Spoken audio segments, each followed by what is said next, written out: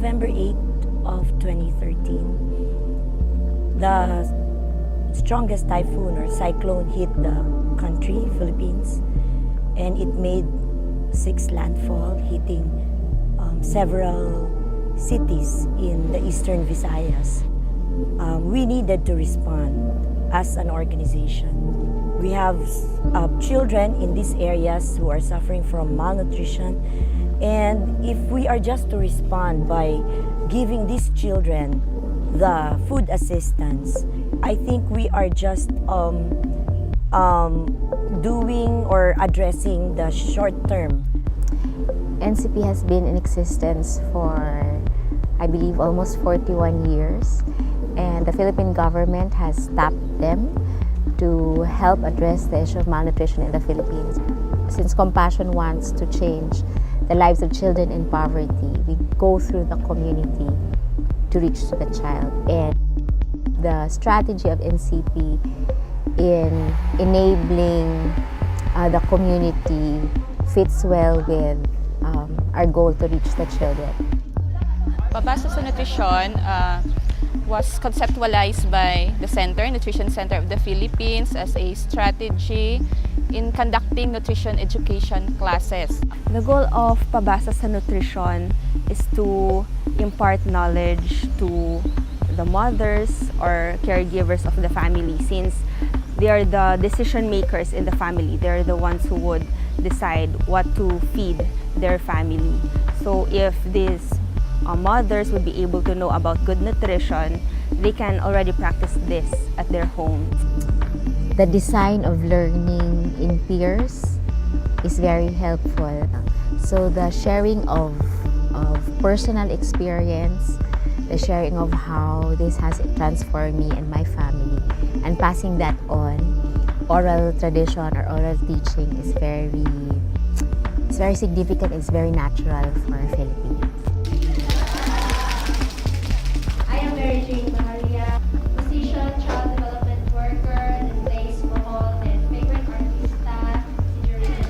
And here in the training of trainers, wherein NCP trains future Pabasa leaders, we conduct it in a way that it will be engaging. So of course, at first there will be a plenary session wherein someone from NCP will speak in front to discuss about what is Pabasa, how will Pabasa be implemented when they go back to their field, and then afterwards, the part wherein it will be more interactive is the role play. And what are these 3 basic food groups? Okay. And we need to have basic food groups because we need the nutrients within this basic food. And what are the example of nutrients? Macro and micro.